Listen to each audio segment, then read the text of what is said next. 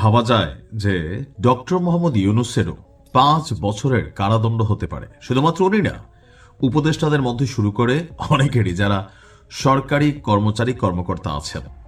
বাংলাদেশে এই মুহূর্তে যে গণভোট হ্যাঁ এবং না এর পক্ষে যে প্রচার প্রচারণা, অথবা একজন নিরপেক্ষ সরকার প্রধান হিসাবে হ্যাঁ এর পক্ষে জনগণকে ভোট দেওয়ার জন্য যে আহ্বান বা সরকারি বিভিন্ন দপ্তরকে যে নির্দেশনা দেওয়া হয়েছে ডক্টর ইউনূসের কার্যালয় থেকে, এই ঘোষণার জন্য বা এই কর্মকাণ্ডের জন্য ৫ বছরের কারাদণ্ড হতে পারে। এই মুহূর্তে নির্বাচন কমিশন বনাম সরকার একটা মুখোমুখি অবস্থানে চলে গিয়েছে। যদিও আমরা দেখছি গতকালকেও রংপুরের জনসভায় বিএনপি চেয়ারপারসন জনাব তারেক রহমান তিনিও গণভোটে হ্যাঁর পক্ষেই জনগণকে উদ্বুদ্ধ করেছেন। জামাত ইসলাম তো প্রথম থেকে গণভোটের পক্ষে হ্যাঁ অবস্থান আছে, বা এনসিপিও বরাবরই বিএনপিকে এই গণভোট বা জুলাই সনদ ইস্যুতে প্রশ্নবিদ্ধ করার চেষ্টা চালাচ্ছিল। গণভোটের পক্ষে হ্যাঁ প্রচারণা অথবা না প্রচারণা যদি সরকারি কোনো কর্মকর্তা কর্মচারী, ডিসি, এসপি, ইউনো থেকে শুরু করে কোনো ওসি অথবা যে কোনো কেউ সরকারিভাবে যারা রাষ্ট্রীয় সুযোগ সুবিধা নিচ্ছে, তারা যদি করে, কেন এটা দণ্ডনীয় অপরাধ? দর্শক, বাংলাদেশ নির্বাচন কমিশন সচিবালয় থেকে একটা প্রজ্ঞাপন জারি করা হয়েছে।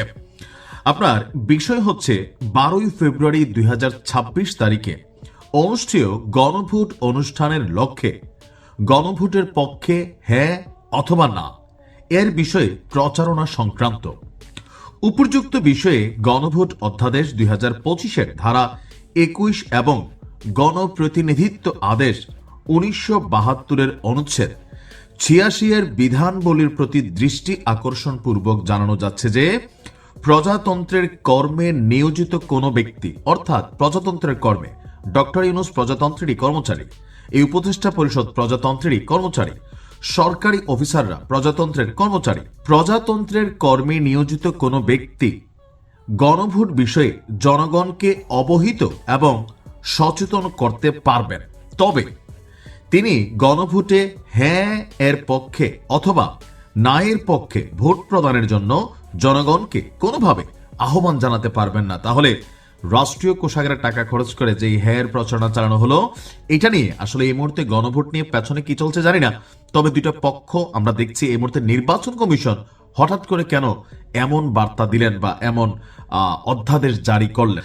আপনি সচেতন করতে পারবেন, কিন্তু ভাই আপনি হ্যাঁ ভোট দেন, হ্যাঁ মানে আজাদি, না মানে গোলামি, এই ধরনের বক্তব্য যদি কোনো সরকারি অফিসার কর্মচারী কর্মকর্তা অথবা খোদ ডক্টর ইউনূস অথবা এই উপদেষ্টা পরিষদের যে কোনো কেউ দেয়, সেটা তারা পারবে না। কেননা এই ধরনের কার্যক্রম গণভোটের ফলাফলকে প্রভাবিত করতে পারে, যা গণভোট অধ্যাদেশ 2025-এ 21 এবং গণপ্রতিনিধিত্ব আদেশ 1972-এর অনুচ্ছেদ 86 অনুযায়ী একটি দণ্ডনীয় অপরাধ হিসাবে গণ্য হবে।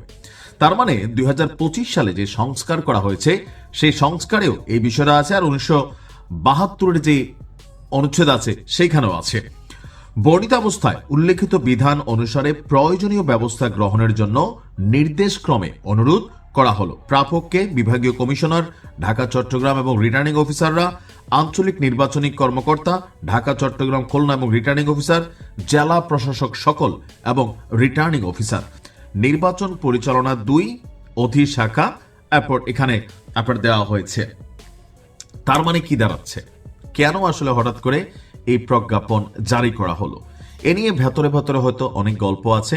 তবে যেটা আজকে থেকে যে কোনো রিটার্নিং অফিসাররা হ্যাঁ ভাই হ্যাঁ ভোট দিতে হবে, যেহেতু এখানে না এর অপশন রাখা হয়েছে, তার মানে কি জনগণকে নিজেদের ভোট নিজেদের জন্য অপশন রাখা হয়েছে। এক হচ্ছে এখানে কোনো না অপশন ছিল না, সো সেই ক্ষেত্রে হ্যাঁই দিতে হবে বা হ্যাঁই দিত, যেহেতু হ্যাঁ এবং না আছে। নির্বাচন কমিশন যেটা এখানে বলতে চাচ্ছে, সো পাবলিককে সুযোগ দেন, হ্যাঁ দিলে কি ভালো হবে না হবে সেটা একরকম, কিন্তু হ্যাঁই দিতে হবে, হ্যাঁর পক্ষে প্রচারণা, এটা নির্বাচন কমিশনের কাছে কনফ্লিক্ট। কিন্তু কেন হঠাৎ করে নির্বাচন কমিশন এমন সিদ্ধান্ত নিল, পেছনে আসলে কি চলছে? আর এই আইন অনুযায়ী এই মুহূর্তে তত্ত্বাবধায়ক সরকার যারা আছেন নির্বাচন কমিশনের আন্ডারে চলে গেছেন সকল সরকারি কর্মচারী কর্মকর্তারা, ডক্টর ইউনূসের অধীনে কিন্তু এখন না। ওই যে ওই দিন আমরা কোন এলাকার একজন জেলা প্রশাসক তিনি বলছিলেন তিনি আসলে ডক্টর ইউনূসের কর্মচারী না, এই মুহূর্তে নির্বাচন কমিশনের আওতায় তারা আছেন, যার কারণে গণভোটের পক্ষে হ্যাঁর প্রচারণা তিনি চালাতে পারেন না এটা আইনিভাবে ভেজাইল্লা, তার মানে এটাই।